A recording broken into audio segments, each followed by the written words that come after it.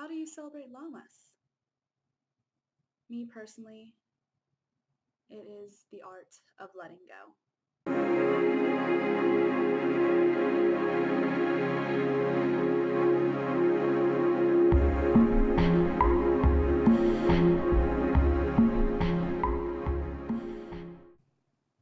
Surprise! This is a Lamas Lugnasa video. It's coming up kind of here in the transitioning time, the first harvest, so that's pretty exciting.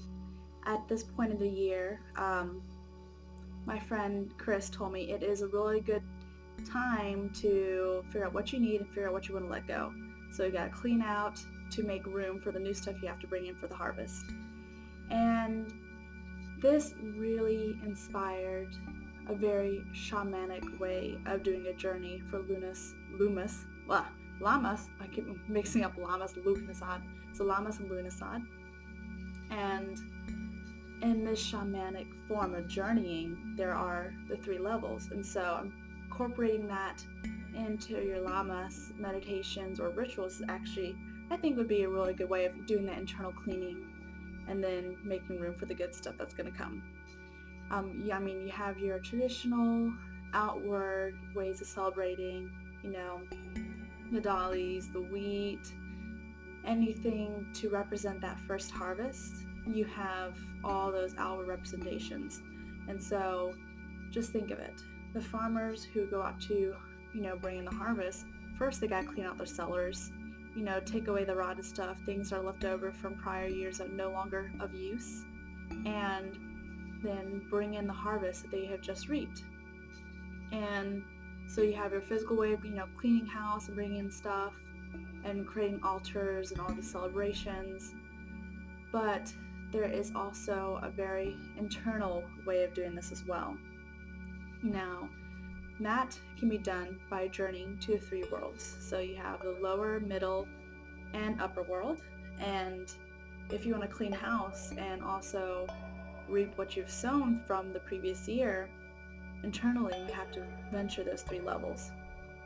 And so that's why this video is called Shamanic Celebrations, Lamas and the Art of Letting Go, because you have to go, or a good way of being able to internally cleanse house is to go through 3 levels.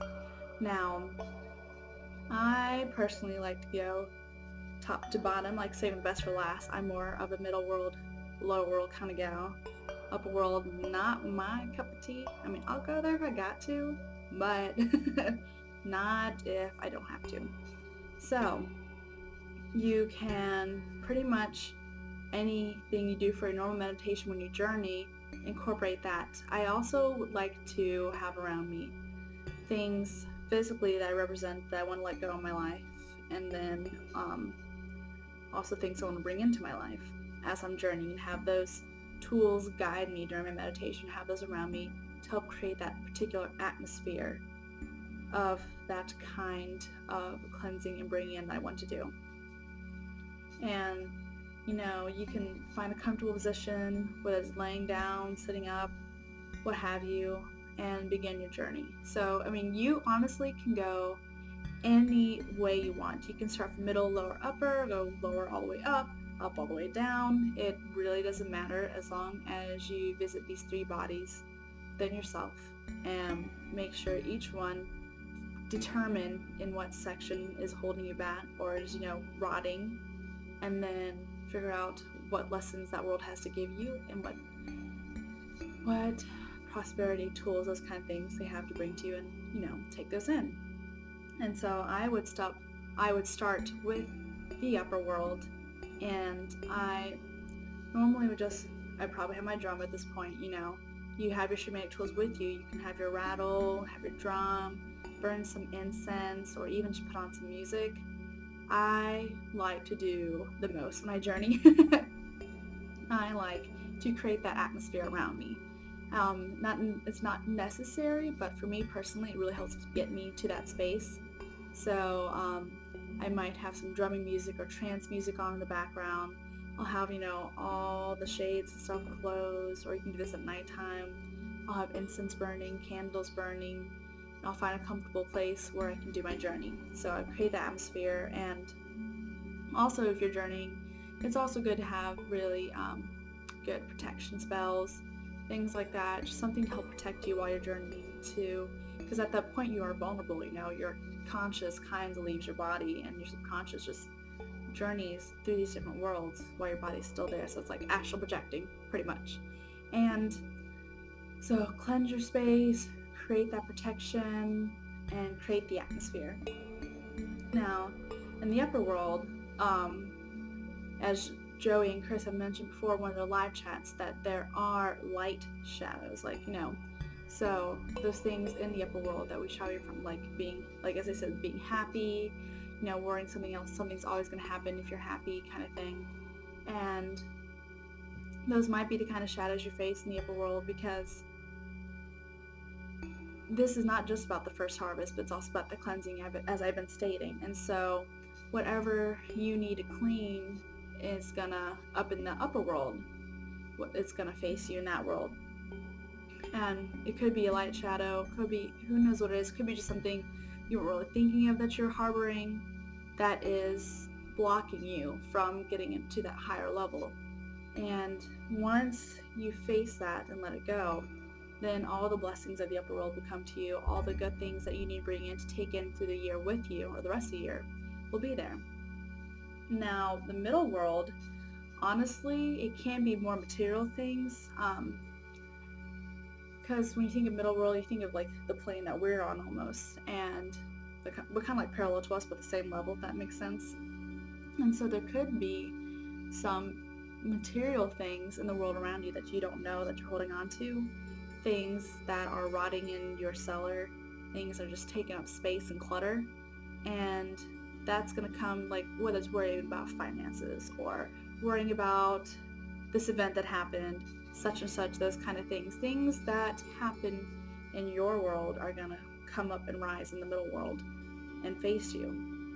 And then once you let those go, all the blessings of the middle world, whether it's prosperity, wealth, health, happiness, those kind of things that we primarily focus on in our day-to-day lives, those will then become available to you once you cleanse your middle world.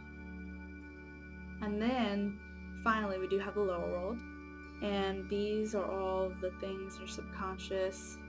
Could be either shadow, it could be links to parental instincts, maternal instincts, because in the underworld is the womb is the core of the earth kind of thing. It's the earth is the womb, so being under it, you're in the caves where birth took place, things like that. And those primal instincts are in your underworld, and those things can be very, they can be triggered pretty easily when you're journeying down there. And so it's very useful also to have a guide with you during these meditations, whether it's your shadow totem or just your life totem. They will appear to you as needed, and they will be there with you as needed. And also in the underworld, it's a really good place to call upon your ancestors, because that's where you have all those strong ties to ancestors, to your family, to your blood, and spiritual blood in a sense, if that makes sense. And once you deal with that, you cleanse that, and you let in the blessings of the underworld, then you can kind of go back up to the middle world and just tie it all together. And in a closing ritual, you can just envision just a beam of light or whatever have you, connecting all three worlds in harmonious resonance between all three worlds, because it's kind of like balancing your chakras. Balancing those worlds within yourself is very important, especially if you're looking to bring in some really good harvest this year for Lamas. So that's what I do to recommend, just to help you bring in those finer points, just create that balance within yourself. So it's pretty much all about energy healing too, again, like the chakras, you have all those different levels and what they mean different inside of you. So do the three worlds. And once you feel that resonance reverberating through all three levels, then it's a good time to just sit and meditate in that feeling of wholeness and that inner bountiful harvest that you have created for yourself. So now not only did you clean your house and bring in all that good energy in, but you also did the same for your inner body as well. And so you have balance all around. And that's what it's all about at this point in time, because it is another change in the wheel. And in order to be able to really navigate change, you have to keep a balance. Things are going to be okay. And so balancing your inner worlds, the lower, middle, and upper, are good ways of doing that. So this is what I plan on doing for my llamas. One of the few things I'm going to do, I need to start putting out my fall stuff and my harvest stuff, so I'm going to do that soon. But thank you guys so much for watching. If you like this video, like it. Any questions or comments, comment down below. Any ideas, you want to share this with people, share it. I don't give a fuck. So thank you guys so much for watching. Blessed be.